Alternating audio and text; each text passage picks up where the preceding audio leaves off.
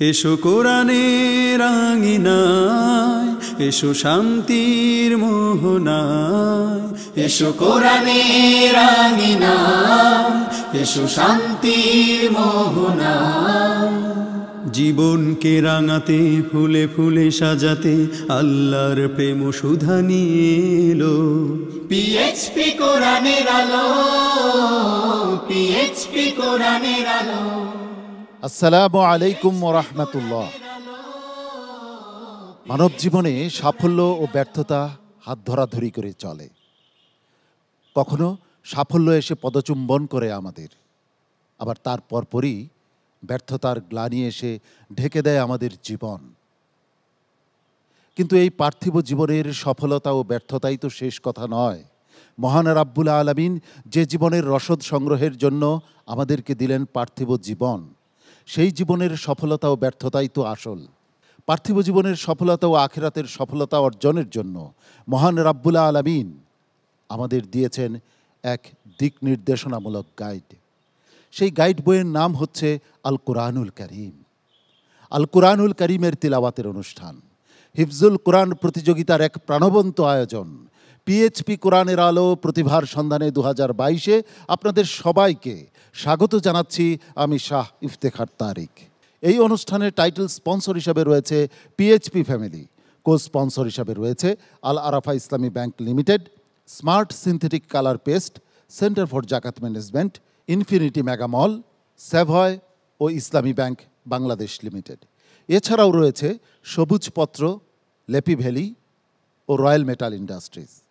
আমরা খুঁজছি 2022-এর সেরা প্রতিযোগীকে, যার জন্য রয়েছে 4 লক্ষ টাকা। দ্বিতীয়, তৃতীয়, চতুর্থ স্থান অধিকারীর জন্য রয়েছে যথাক্রমে 3 লক্ষ, 2 লক্ষ ও 1 লক্ষ টাকা। এছাড়াও বিভিন্ন ক্যাটাগরিতে রয়েছে 50,000 টাকা করে পুরস্কার। এই পুরস্কারগুলো স্পন্সর করেছে বাংলা ক্যাট। বাকি প্রতিযোগীদের জন্য কোরআনের আলো ফাউন্ডেশনের পক্ষ থেকে রয়েছে 10,000 টাকা করে পুরস্কার। বিচারক হিসাবে আমাদের মাঝে উপস্থিত রয়েছেন আন্তর্জাতিক কারি জহিরুল ইসলাম। আসসালামু আলাইকুম ওয়া রাহমাতুল্লাহি ওয়া বারাকাতুহু। কোরআনের আলো ফাউন্ডেশনের সম্মানিত চেয়ারম্যান হাফেজ মাওলানা আবু ইউসুফ। আসসালামু আলাইকুম ওয়া রাহমাতুল্লাহি ওয়া বারাকাতুহু। কেরাতের জগতে বাংলাদেশের কিংবদন্তি কারি হাবিবুল্লাহ বেলালী। আসসালামু আলাইকুম ওয়া রাহমাতুল্লাহি ওয়া বারাকাতুহু। বিশেষজ্ঞ বিচারক হিসেবে আমাদের মাঝে উপস্থিত রয়েছেন উস্তাদুল হুফাজুল কোরআন ফাউন্ডেশনের সম্মানিত চেয়ারম্যান শাইখ আব্দুল হক। আসসালামু আলাইকুম ওয়া রাহমাতুল্লাহ। সম্মানিত অতিথি হিসেবে আমাদের মাঝে উপস্থিত রয়েছেন বনানী জামিয়া মোহাম্মদিয়া ইসলামিয়া ঢাকার ভাইস প্রিন্সিপাল মুফতি ওয়াজেদ আলী। আসসালামু আলাইকুম ওয়া রাহমাতুল্লাহি ওয়া বারাকাতুহু। বেওয়ারিশ সেবা ফাউন্ডেশনের সম্মানিত প্রতিষ্ঠাতা জনাব মানবিক শওকত। আসসালামু আলাইকুম রহমতুল্লাহ বারাকাতুহু। ওয়ালাইকুম আসসালাম রাহমাতুল্লাহি ওয়া বারাকাতুহু। প্রিয় দর্শক, পবিত্র কোরআনে একই ধরনের শব্দ, আয়াতের অংশ রয়েছে অনেক জায়গায়। এগুলোকে বলা হয় মুসাব্বার আয়াত। আজকের পর্বে সেই মুসাব্বার আয়াত থেকে সম্মানিত বিচারক মণ্ডলী প্রশ্ন করবেন। প্রথম প্রতিযোগী হিসেবে মঞ্চে ডেকে নিচ্ছি নেত্রকোনা জেলার হাফেজ জাকারিয়াকে। হাফেজ জাকারিয়া এবারে আসছে মঞ্চে। এসো শান্তির মোহনায়। জীবনকে আসসালামু আলাইকুম ওয়া রাহমাতুল্লাহি ওয়া বারাকাতুহু। ওয়া আলাইকুম আসসালাম ওয়া রাহমাতুল্লাহি ওয়া বারাকাতুহু। আউযু বিল্লাহি মিনাশ শাইতানির রাজীম। বিসমিল্লাহির রহমানির রহিম।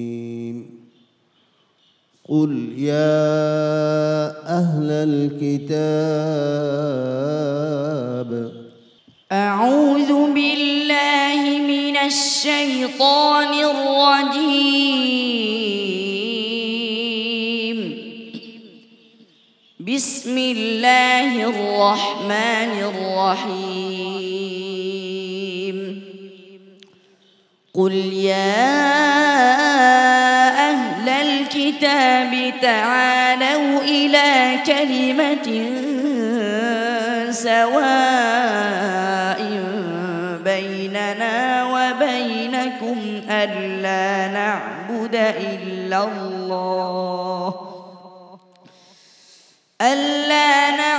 نعبد إلا الله ولا نشرك به شيئا ولا يتخذ بعضنا بعضا أربابا من دون الله فإن تولوا فقولوا اشهدوا بأننا مسلمون قل يا أهل الكتاب لم تكفرون بآيات الله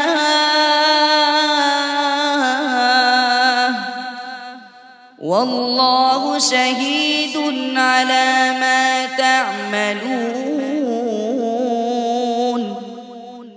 قل يا أهل الكتاب لم تصدون عن سبيل الله من آمن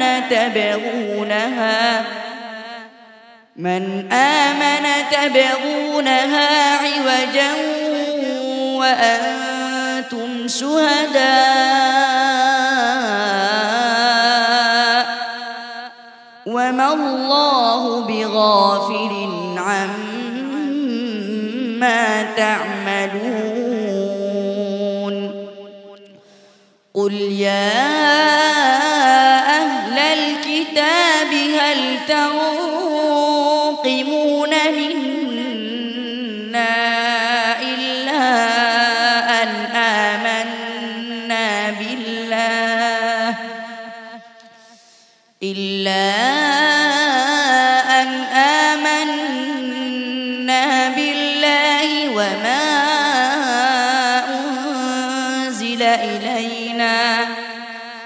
وما أنزل إلينا وما أنزل من قبل وأن أكثركم فاسقون قل يا أهل الكتاب لستم على شيء حتى تقيموا التوراة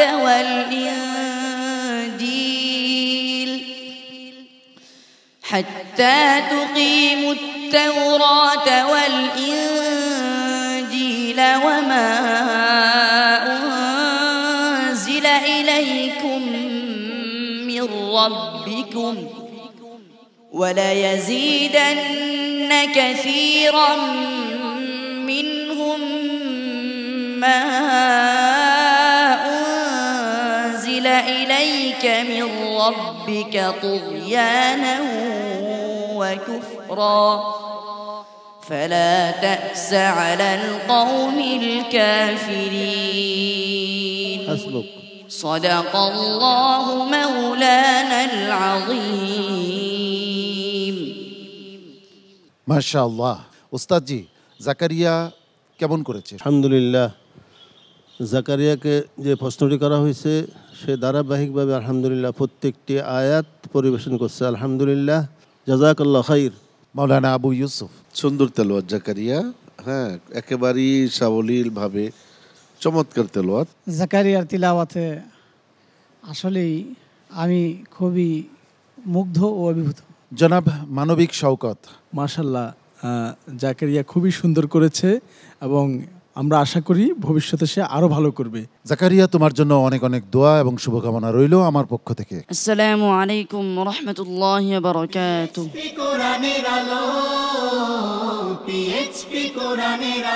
পরবর্তী প্রতিযোগী হিসাবে মঞ্চে ডেকে নিচ্ছি কুমিল্লার ইয়াসিন আরাফাতকে। হাফেজ ইয়াসিন আরাফাত। শান্তির মোহনা। আসসালামু আলাইকুম ওয়া রাহমাতুল্লাহি ওয়া বারাকাতুহু। ওয়া আলাইকুম আসসালাম ওয়া রাহমাতুল্লাহি ওয়া বারাকাতুহু। আউযু বিল্লাহি মিনাশ শাইতানির রাজীম। বিসমিল্লাহির রাহমানির রাহিম। লাইসাল বিররা আন তুওয়াল্লু। আউযু বিল্লাহি মিনাশ শাইতানির রাজীম। বিসমিল্লাহির রাহমানির রাহিম। ليس البر أن تولوا وجوهكم قبل المشرق والمغرب ولكن البر من آمن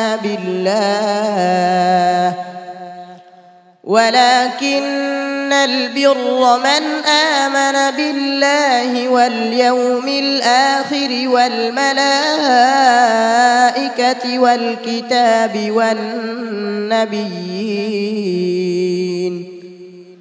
وآتى المال على حبه ذوي القربى واليتامى والمساكين وابن السبيل والسائلين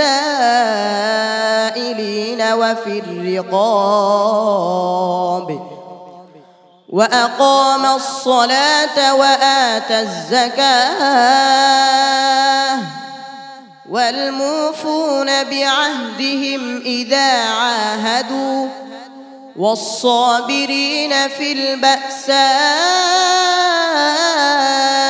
والضراء وحين البأس أولئك الذين صدقوا وأولئك هم المتقون ليس عليكم جناح أن تبتغوا فضلا من ربكم فإذا أفضتم من عرفات فاذكروا الله عند المشعر الحرام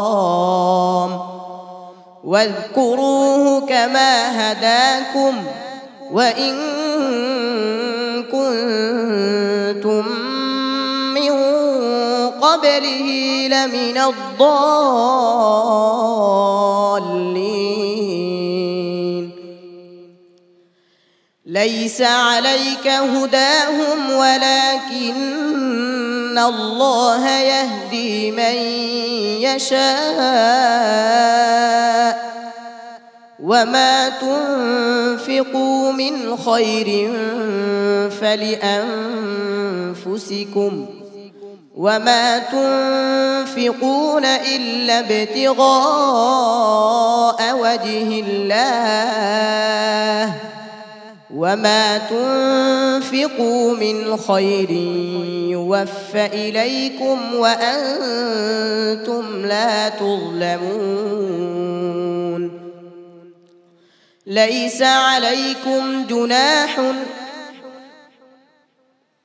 এটা তো পড়ে গেছো, এটা আবার কেন? যেটা পড়ছো এটা বললা কেন? তুমি তুমি তো ঠিকমতো সুন্দরভাবে বলে যাইতেছো, সামনে বলো এরপর কি হতে পারে, কথায় আছে। ليس لك من الأمر شيء أو يتوب عليهم أو يعذبهم فإنهم ظالمون ليس عليكم جناح أن تدخلوا بيوتا غير مسكونة فيها উলট পালট করে লেতেছো তুমি, কোথা থেকে বলো, কি বলো, কোনখান দিয়ে বলো? এই ধরনের আয়াত কয়টি আছে, কত জায়গায় আছে?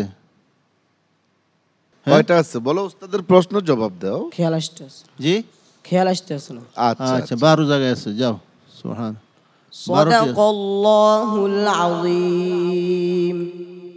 ইয়াসিন আরাফাত চমৎকার একজন প্রতিযোগী। ওস্তাদজি, ইয়াসিন আরাফাত সম্পর্কে আপনার মূল্যায়ন শুনতে চাচ্ছিলাম। মূল্যায়ন তো কষ্ট পাইতেছি, তোগুলি চেষ্টা করো নাই, মশাবার আয়াতগুলি ভালো করে পড়ো নাই নাকি? তো কি বললো তুমি, বলতে পারলো সোজা কথা। মোহতারাম হাবিবুল্লাহ বেলালী, তোমার যে জিনিসগুলো ভুল হয়েছে, ধরতে কষ্ট হয়েছে, সাধনা করো, আল্লাহ তোমাকে বরকত দেবে ইনশাআল্লাহ। জনাব মানবিক শওকত, আমরা আশা করি তারা সামনের পথটা আরো সহজ হবে এভাবে যদি এগিয়ে যেতে পারে। তোমার জন্য অনেক শুভকামনা ও দোয়া। আসসালামু আলাইকুম ওয়া রাহমাতুল্লাহি ওয়া বারাকাতুহু। কোরআনের আলো, পিএইচপি কোরআনের আলো। আপনাদেরই প্রিয় অনুষ্ঠান হিফজুল কোরআন প্রতিযোগিতার প্রাণবন্ত আয়োজন পিএইচপি কোরআনের আলো প্রতিভার সন্ধানে 2022-এ। প্রিয় দর্শক, এবার ডেকে নিচ্ছি পরবর্তী প্রতিযোগীকে। নরসিংদীর একজন মেধাবী প্রতিযোগী আব্দুল্লাহ আল মারুফ এবারে মঞ্চে আসছে। এসো শান্তির মোহনা। আসসালামু আলাইকুম ওয়া রাহমাতুল্লাহি ওয়া বারাকাতুহু। ওয়া আলাইকুম আসসালাম ওয়া রাহমাতুল্লাহি ওয়া বারাকাতুহু। আউযু বিল্লাহি মিনাশ শাইতানির রাজীম। বিসমিল্লাহির রহমানির রহিম। وكأين من أعوذ بالله من الشيطان الرجيم. بسم الله الرحمن الرحيم.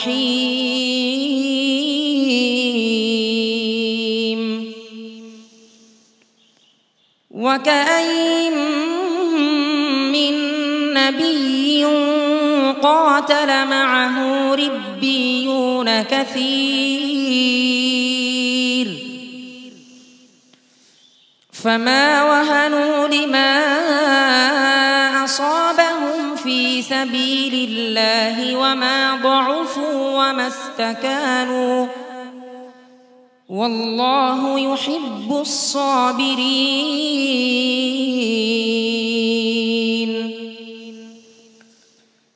وكأين من آية في السماوات والأرض يمرون عليها وهم عنها معرضون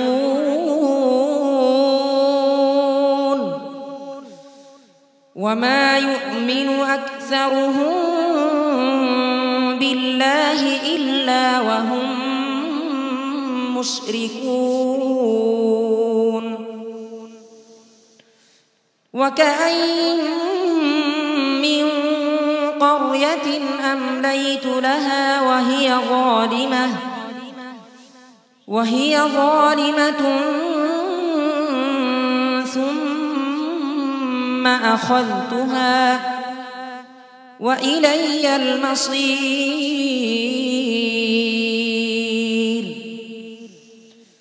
قل يا أيها الناس إنما أنا لكم نذير مبين. وكأين من دابة لا تحمل رزقها الله يرزقها وإياكم وهو السميع العليم. وكأين من قرية هي أشد قوة من قريتك التي أخرجتك أهلكناهم فلا ناصر لهم أفمن كان على بينة من ربه كمن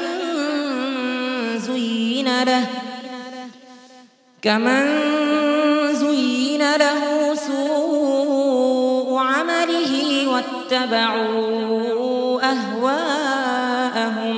حسبك. صدق الله العظيم. صدق الله العظيم.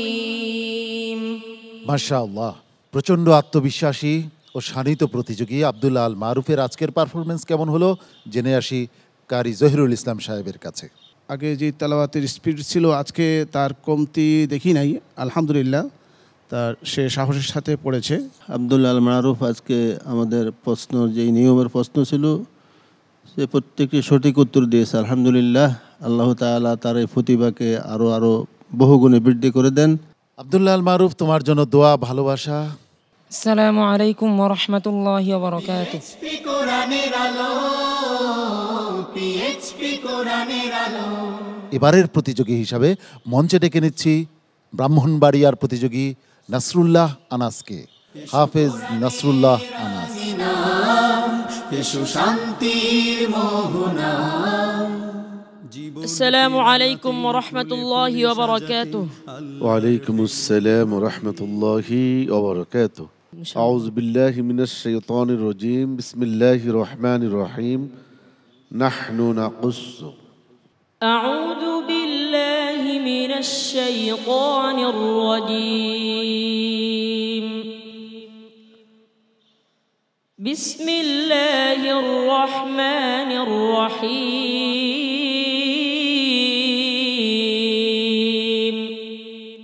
تلك القرى نقص عليك من أنبائها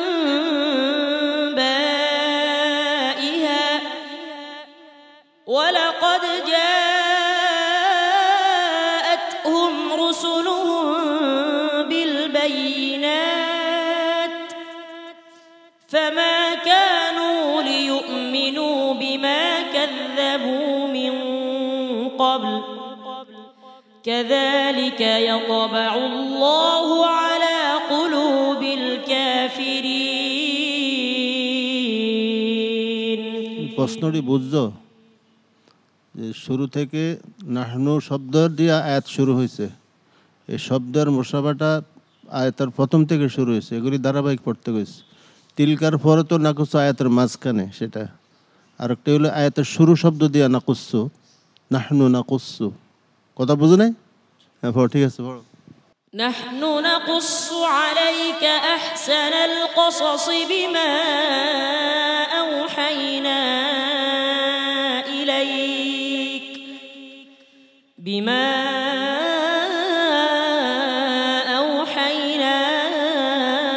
إليك هذا القرآن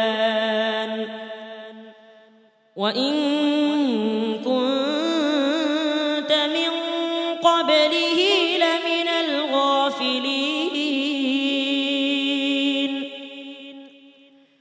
نحن نقص عليك نبأهم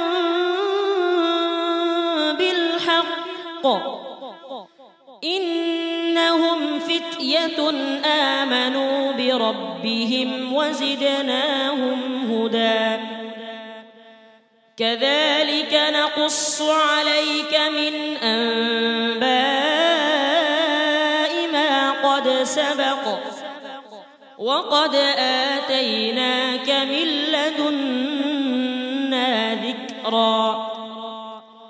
من أعرض عنه فإنه يحمل يوم القيامة وزرا خالدين فيه وساء لهم يوم القيامة حملا. نحن أعلم بما يستمعون به إذ يستمعون إليك وإذ هم نجوى إذ يقول الظالمون إن تتبعون إلا رجلا مسحورا.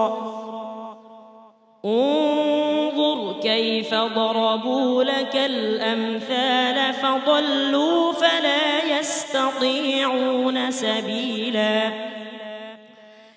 إنا نحن نزلنا عليك القرآن تنزيلا فاصبر لحكم ربك ولا تطع منهم آثما أو كفورا.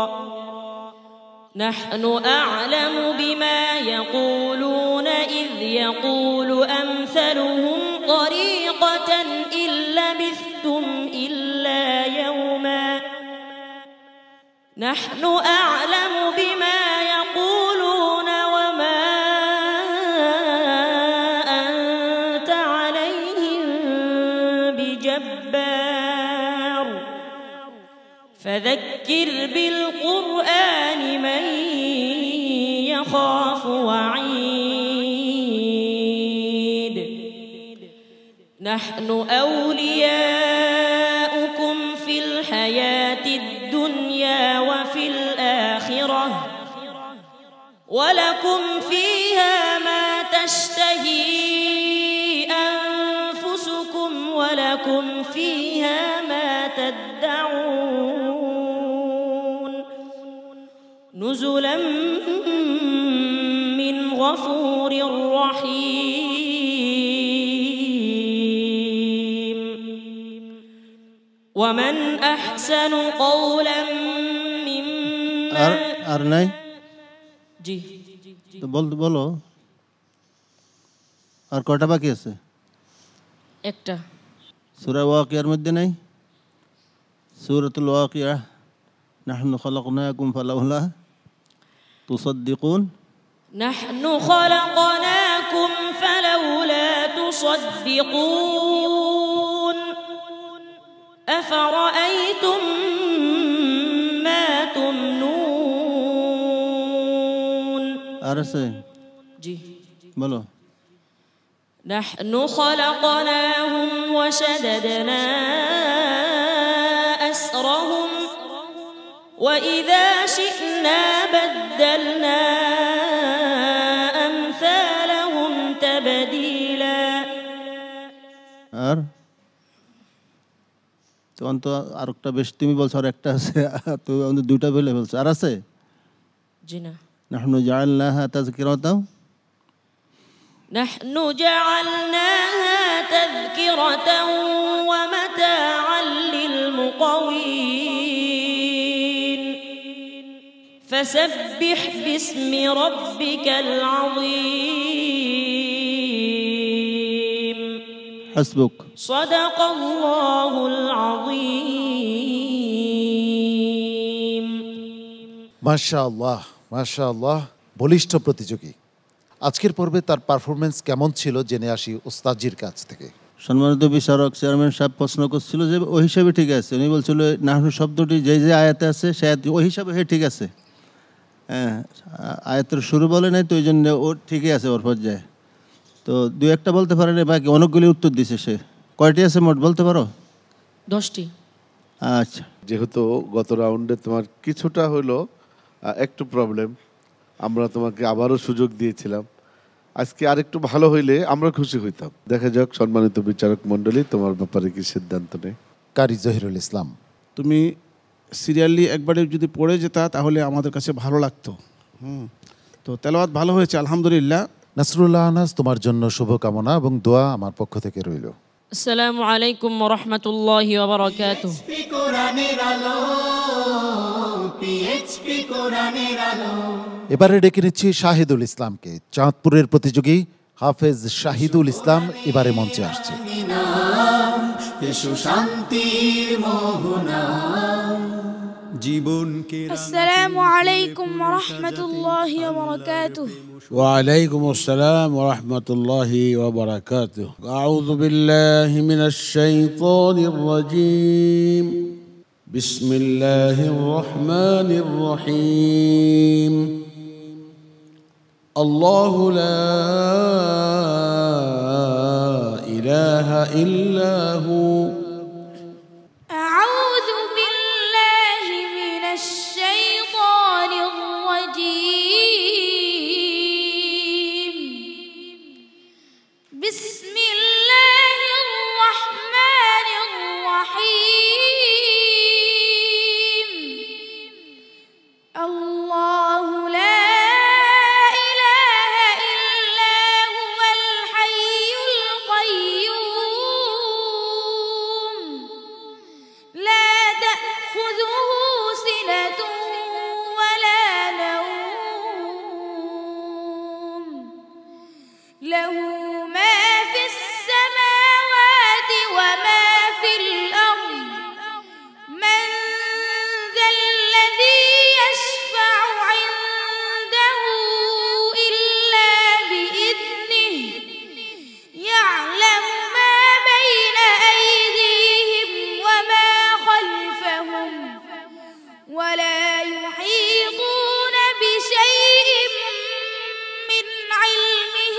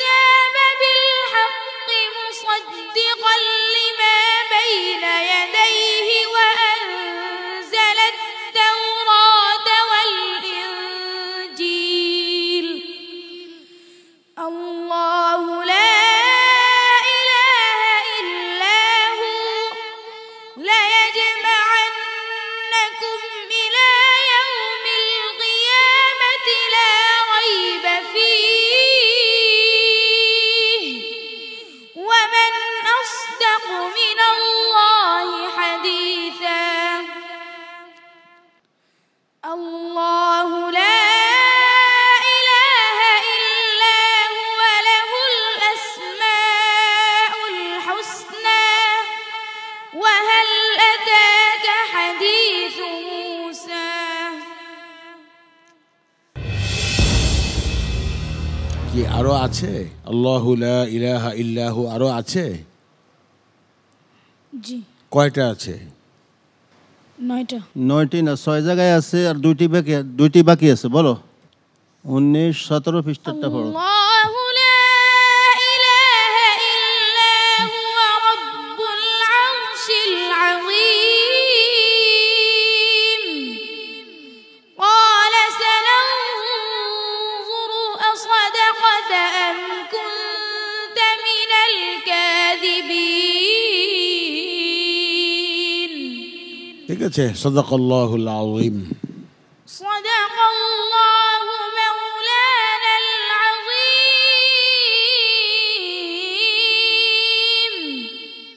গত কয়েকটি পর্বে শাহিদুল ইসলাম যখন মঞ্চে আসতো তখন তার বডি ল্যাঙ্গুয়েজে অন্যরকম একটা দ্যুতি আমি লক্ষ্য করতাম।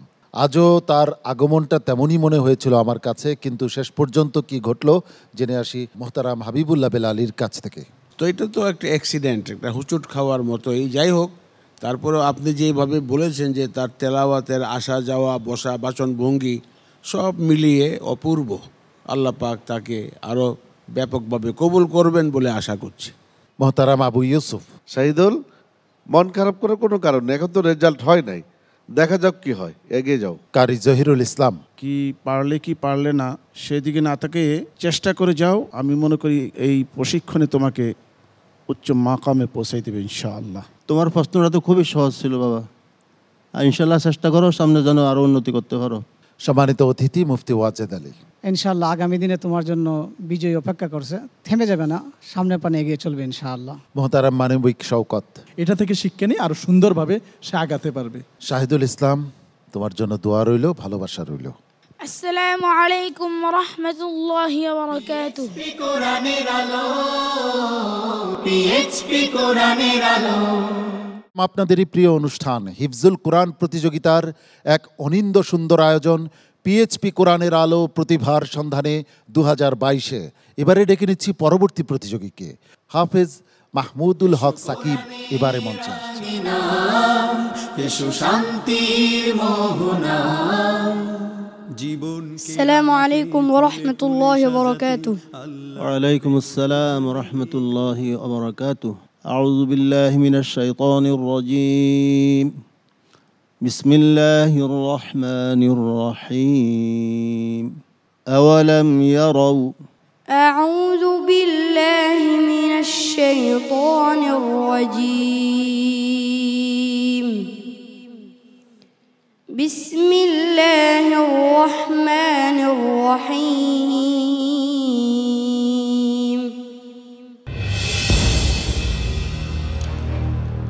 প্রশ্ন বুঝো নাই তুমি? জি। তাই তো শুরুতে তো সব আওয়ালাম ইয়ারাউ কত আছে?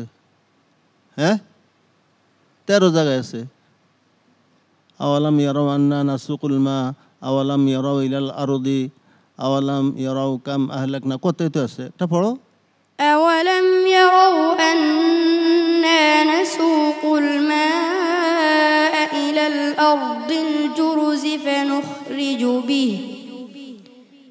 فنخرج به زرعا تأكل منه أنعامهم وأنفسهم أفلا يبصرون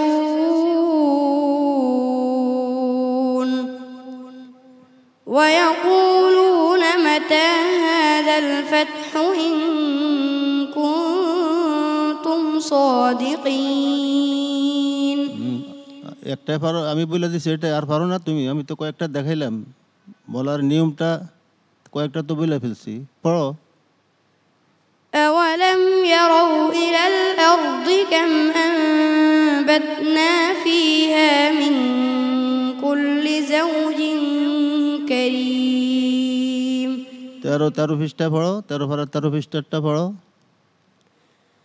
أولم يروا أنا نأتي الأرض ننقصها من أطرافها والله يحكم لا معقب لحكمه وهو سريع الحساب. 14-11 14-11 পৃষ্ঠা أولم يروا إلى ما خلق الله من شيء يتفيأ ظلاله 15 পরেরটা পড়ো أولم يروا أن الله الذي خلق السماوات والأرض قادر حسبك صدق الله العظيم صدق الله العظيم মাশাআল্লাহ। সম্মানিত বিচারকের প্রশ্নের মুখে সে যথাযথ উত্তর দিতে পারল কিনা জেনে আসি ওস্তাদজির কাছ থেকে। এটা কেমন হলো বাজান? এত সুন্দর তেলাওয়াত তোমার, সবাই আশা করে আছে তুমি শেষ পর্যায়ে পৌঁছবা ইনশাআল্লাহ। আমাদের সেই আশাটা তুমি কি করে দিলা, আল্লাহ তোমাকে কবুল করুন, আমিন। মোহতারাম হাবিবুল্লাহ বেলা আলী, খুবই খারাপ লাগছে, তবে এটা অ্যাক্সিডেন্ট, এটা স্বীকার করতে হবে। এটা তোমার ঘাবড়াবার কিছু নেই, তবে সাবধান হয়ে যাবে আগামী দিনের জন্য। মুফতি ওয়াজেদ আলী, দোয়া করি মাহমুদুল হাসানের জন্য আজকের এই থেমে যাওয়া এই শেষ নয়, আগামী দিনের ধীরতার সাথে সামনে চলা, এই প্রত্যয় যেন হয় আজকে তোমার এই অনুষ্ঠানে। মাহমুদুল হক সাকিব, প্রত্যেকটি দর্শক তোমার জন্য দোয়া করবেন, আমি এই বিশ্বাস রাখি। আসসালামু আলাইকুম ওয়া রাহমাতুল্লাহি ওয়া বারাকাতুহু। কোরআনের আলো, পিএইচপি কোরআনের আলো। এ পর্বের সর্বশেষ প্রতিযোগী হিসাবে মঞ্চে ডেকে নিচ্ছি ফেনী জেলার রাশিদ আহমদকে। হাফেজ রাশিদ আহমদ। এসো শান্তির মোহনা। আসসালামু আলাইকুম ওয়া রাহমাতুল্লাহি ওয়া বারাকাতুহু। ওয়া আলাইকুম আসসালাম ওয়া রাহমাতুল্লাহি ওয়া বারাকাতুহু। আউযু বিল্লাহি মিনাশ শাইতানির রাজীম। ফাকাযযাবুহু أعوذ بالله من الشيطان الرجيم. بسم الله الرحمن الرحيم. فكذبوه فأهلكناهم إن في ذلك لآية وما كان أكثرهم مؤمنين وإن ربك لهو العزيز الرحيم. كذبت ثمود المرسلين إذ قال لهم أخوهم صالح ألا تتقون. পরপর পড়ে যাও। ফাকাযযাবু। কিরে বাবা, এটা সহজ, তোমার প্রশ্ন খুব সহজ, অল্প কয়েকটা আয়াত মাত্র। শীত বলো, তুমি বলো, বলো। একটাই পারো, আর পারো না? ফাকাযযাবু আর কোথাও নাই আছে? হ্যাঁ বলো, থাকলে বলো। কোরআন শরীফের ভিতরেই তো, সমস্যা নেই, তুমি পারবে, খোঁজো বের করো। 8-17 8 পারা 17 পৃষ্ঠায় নাই?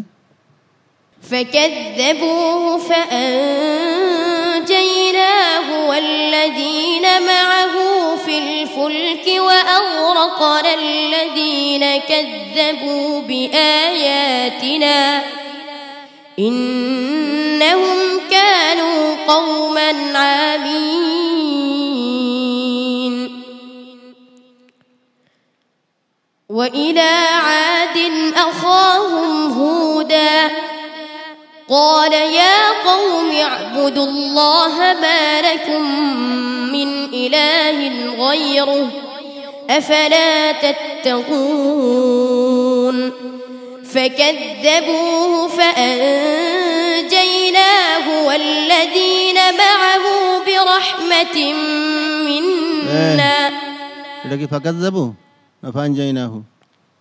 ফাকাযযাবু ফানাজ্জাইনাহু 11। فكذبوه فنجيناه ومن معه في الفلك وجعلناهم خلائف في الأرض وأغرقنا الذين كذبوا. حسبك. صدق الله العظيم. এই প্রতিযোগীরা যখন প্রস্তুতি নিচ্ছিল তখন আমি বলতে শুনছিলাম এই ছোট্ট প্রতিযোগী রাশিদ আহমদকে যে আমি সব বিষয়ে সবল, কিন্তু একটি বিষয়ে আমি দুর্বল। সেটি হচ্ছে এই আজকের পর্বের বিষয়। চিন্তার কোনো কারণ নেই, ইনশাল্লাহ আরও মেহনত করো। এগুলি সহজ, এগুলি শিখতে হবে তো, আজ তো নতুন নয়। এই এনটিভির এই প্রতিযোগিতা শুরু হওয়ার পর থেকে এভাবে প্রশ্ন করে আসছে। তোমরা দেখো, টিভিতে দেখো যে মুসাবার আয়াতগুলি, শব্দগুলি শেষ কয়েকটি পর্বে কীভাবে প্রশ্ন করা হয়। এগুলি তো সহজ জিনিস, নতুন কিছু নয়। যে বিষয়টি তোমার একটু দুর্বলতা প্রকাশ পেয়েছে আমরা দেখেছি, আগামীতে ইনশাল্লাহ এই বিষয়ে তুমি সবচেয়ে সেরা হবে এই প্রত্যাশা রাখছি।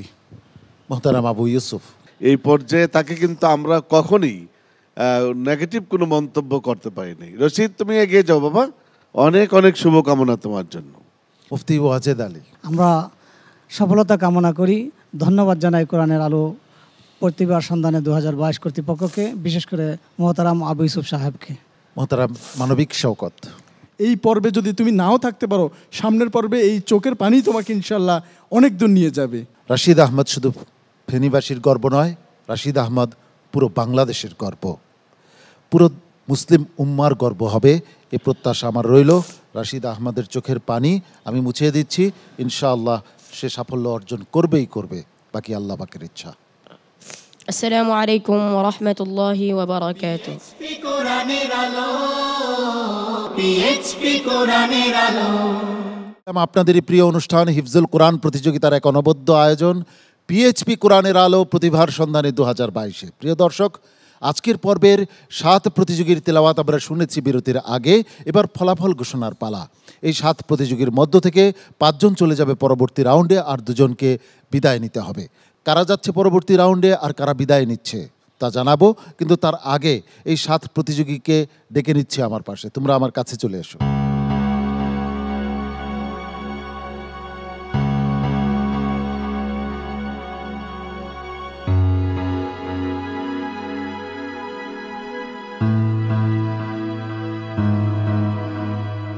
সর্বোচ্চ নম্বর নিয়ে পরবর্তী রাউন্ডে চলে যাচ্ছে নেত্রকোনার প্রতিযোগী হাফেজ জাকারিয়া। জাকারিয়াকে অনেক অনেক অভিনন্দন পরবর্তী রাউন্ডে উঠে যাবার জন্য। জাকারিয়ার জন্য স্মার্ট সিনথেটিক কালার পেস্টের পক্ষ থেকে একটি গিফট বক্স রয়েছে। গিফট বক্সটি মঞ্চে নিয়ে আসছে আব্দুল্লাহ আল জাহেদ। জাকারিয়া, তোমার জন্য আরও পুরস্কার রয়েছে। তোমার জন্য রয়েছে লেপি ভ্যালির পক্ষ থেকে একটি আধুনিক ট্যাব। তুমি তোমার আসন গ্রহণ করো। বাকি রয়ে গেল 6 জন। এই 6 প্রতিযোগীর মধ্যে পরবর্তী রাউন্ডে চলে যাচ্ছে আব্দুল্লাহ আল মারুফ, নরসিংদীর প্রতিযোগী আব্দুল্লাহ আল মারুফ। অভিনন্দন তোমাকে, তুমি তোমার আসন গ্রহণ করো। বাকি রয়ে গেল 5 জন। আমার বায়ে কুমিল্লার ইয়াসিন আরাফাত, ডানে ব্রাহ্মণবাড়িয়ার নাসরুল্লাহ আনাস, তারপর চাঁদপুরের শাহিদুল ইসলাম, হবিগঞ্জের মাহমুদুল হক সাকিব এবং সর্বডানে ফেনীর রাশিদ আহমদ। নাসরুল্লাহ আনাস, তুমি যাচ্ছ পরবর্তী রাউন্ডে, তোমাকে অভিনন্দন, তুমি তোমার আসন গ্রহণ করো। শাহিদুল ইসলাম, তুমি যাচ্ছ পরবর্তী রাউন্ডে, তুমি অভিনন্দন নাও। মাহমুদুল হক সাকিব, দুর্ভাগ্য, তুমি এই পর্ব থেকে বিদায় নিচ্ছ। আমি আশা করি আজকের এই বিদায় তোমার ভবিষ্যৎ সাফল্যের জন্য এক বড় প্রেরণা হিসাবে কাজ করবে ইনশাআল্লাহ। প্রিয় দর্শক, বাকি রয়ে গেল 2 জন, ইয়াসিন আরাফাত এবং রাশিদ আহমদ। এই 2 জনের মধ্যে একজন যাবে পরবর্তী রাউন্ডে। এই পর্ব থেকে ইয়াসিন আরাফাত, তুমি যাচ্ছ পরবর্তী রাউন্ডে। অনেক অনেক অভিনন্দন তোমাকে পরবর্তী রাউন্ডে চলে যাবার জন্য। আর রাশিদ আহমদ, আমাদের প্রিয় মুখ রাশিদ আহমদ এবং মাহমুদুল হক সাকিব, এই 2 জন ছোট্ট শিশু, কি চমৎকার তাদের মুখভঙ্গি, কি চমৎকার তাদের আচরণ, কি চমৎকার তাদের তিলাওয়াত। পুরো রমজান জুড়ে আমরা তাদের তিলাওয়াতে মুগ্ধ হয়েছি। আল্লাহ রাব্বুল আলামিন তাদেরকে অনেক বড় করুন।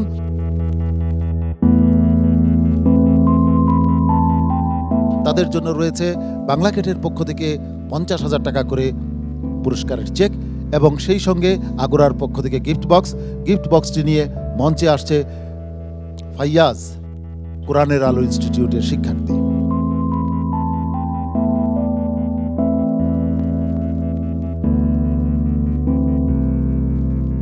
আমরা আজকের পর্বের একেবারে শেষ পর্যায়ে উপনীত হয়েছি। সম্মানিত বিচারক মণ্ডলীকে আন্তরিক মোবারকবাদ জানাচ্ছি, ধন্যবাদ ও কৃতজ্ঞতা জানাচ্ছি সম্মানিত অতিথিদ্বয়কে। সেই সঙ্গে ধন্যবাদ জানাচ্ছি দর্শক সারিতে আসন গ্রহণকারী হাফেজদের, উস্তাদদেরকে। প্রিয় দর্শক, আপনাকেও ধন্যবাদ জানাচ্ছি আমাদের সঙ্গে থাকার জন্য। আগামীকাল একই সময়ে আপনাদের প্রিয় স্যাটেলাইট চ্যানেল এনটিভির পর্দায় আপনাদের প্রিয় অনুষ্ঠান হিফজুল কোরআন প্রতিযোগিতার প্রাণবন্ত আয়োজন পিএইচপি কোরআনের আলো প্রতিভার সন্ধানে 2022-এর ফ্যান্টাস্টিক 5 পর্ব দেখার আন্তরিক আমন্ত্রণ জানাচ্ছি। মহান রাব্বুল আলামিন আপনাদের সবাইকে ভালো রাখুন, সুস্থ রাখুন, ঈমান ও আমলের সঙ্গে রাখুন, শান্তি ও স্বস্তিতে রাখুন, এই প্রত্যাশায় আমি শাহ ইফতেখার তারিক আজকের মতো এখানেই বিদায় নিচ্ছি। আসসালামু আলাইকুম ওয়া রাহমাতুল্লাহি ওয়া বারাকাতুহু। পিএইচপি কোরআনের আলো, পিএইচপি কোরআনের আলো।